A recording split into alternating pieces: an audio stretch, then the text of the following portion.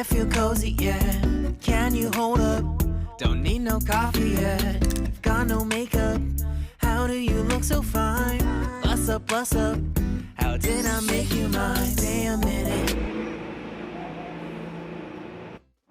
So, hello guys, ayan, mag-harvest tayo ng kangkong, ayan. Harvest tayo ngayon sa ating bakuran. Magsisigang tayo ng isda.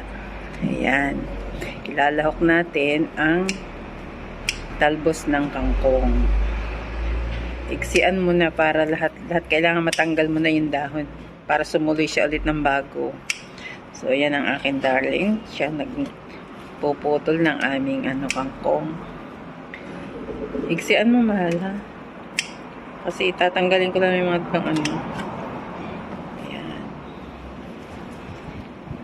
Harvest tayo. Kapag may tinanim, may aanihin po tayo sa ating bakuran. Ang mahal din naman kasing bumili ng kangkong. Kaya ayan.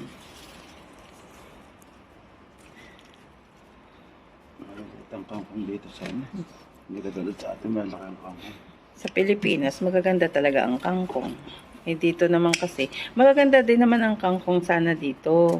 Kaso mo, yung atin kasing taniman pati. Nasa pinagtataniman din yan. Maliit din lang kasi yung ating taniman. Ito, hinatak mo ba? Oo, hinata ko yan. Kuhanin mo lahat yan. Marami pa pang hindi nakukuha. Madalis na yun. Eh, hindi okay lang. Kailangan matanggal lahat yan. Lahat yan, kailangan tanggalin mo. Wala ka nang makukuha. Basta yung talbosin lahat. Sabi ko sa pag ako nag-harvest ng ganyan, lahat tinatanggal ko yung dulo. Yan pang side na yan, oh. Kasi hindi yan lalago ng bago.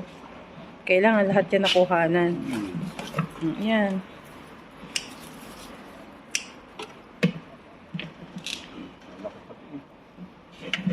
Dami yan pag ginakuha mo. Isang lutuan talaga yan. Alam mo lang kasi, kokonti yan. Ang gusto niya sana kasi guys, ang ilalahok namin sa sinigang na isda dahil ng kamote, talbos. Sabi ko kangkong na lang muna kasi konti lang naman yung lulutuin namin. Huwag lang kaming magkaroon ng may sabaw. Iksian mo ang putol para susuloy siya ng bago. Marami yan eh. Akala mo lang kasi kokonti kasi hindi ka sagad magputol. Dapat kahit maliliit yung dulo niyan, tatanggalin mo siya. Yan. Yan pa mga dulo niyan, oh. Yung mga sungot-sungot na yan. Basta kunan mo nga. Kailangan tatanggalin mo yan. Hindi yan kasi susuloy ng maganda. So, ayan guys. O, ayan po ang aming hina-harvest na, oh. Sasabihin bang konti lang yan? Isang plangganahan na yan. Yan pa kasi, may mga tanim pa rin kasi itong mga dulo nito, kailangan mapuputol mo siya. Yan. Iksian mo ang putol. Tanim mo na lang ito doon. Akong yung mapuputol ko dyan, yung pandulo, oh. Tatanim ko ulit yung bago. Ito, nilagay sa bako. Magatigas natin. Okay lang yan. Kasi dulo lang naman ang kukunin natin dito. Yung ibang medyo matanda na. So, ayan nga pala guys. So, ayan hawakan mo. Oh, ayan ang aming na-harvest guys. Oh. Tapos dito, oh. Yan ang aming kamatis. Bumubulaklak na yung kamatis namin. So, ayan po. I-update ko kayo. Tapos, meron din namang tanim din akong sili. So, hindi pa gaanong mahaba yung sili. Ito, kamatis pa rin po. Ayan. So, ayan. Ang aming mga tanim.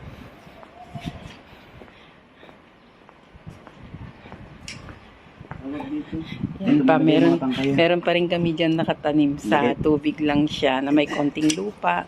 Ilagay mo dito Yan. yung mga iba. Mamaya, yung mga tangkay-tangkay na makukuha namin, ilalagay ko rin dyan. Dito may lagay sa mga gilid. Kaya, marami na. So, ayan, may mga tanim pa rin po ako dito ang sili. Medyo nag-grow na yung mga sili ko. So, ayan. Tapos yung ibang talbos ng kamote ko, tinagtanggal namin kahapon. Pero marami pa rin po kami dyan sa loob. Kaya kung makikita ninyo, yung aking mga garden talaga, siksikan yan. Kasi kaysa naman mga pusa ang naandyan sa loob, ay di pa yung papakinabangan natin sa pang-araw-araw nating pagluluto. So, ayan po. So, ayan lamang guys. Maraming salamat po sa lahat ng mga nanonood.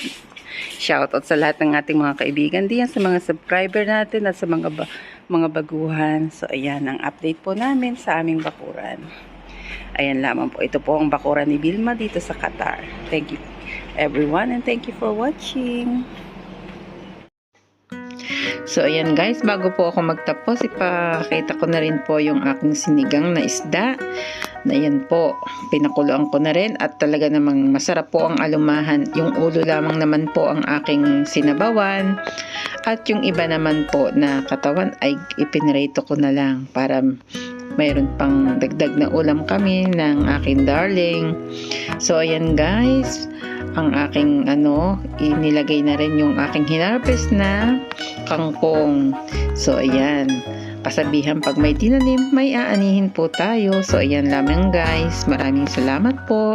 Shoutout po sa ating lahat ng mga kaibigan, sa ating member po, sa dalawang member nating mababait at masipag, si Snits TV at saka si Ate Roxy, at sa lahat ng ating mga kaibigan Timbakbakan at sa iba pa nating mga kaibigang Whitey Friends sa mga baguhan. Shoutout po sa inyong lahat at kay Mr. David na bagong kaibigan from Almer Cup na in charge nung kami ay nag-party doon. So maraming salamat guys. Thank you for watching. Bye everyone and I love you all. Bye!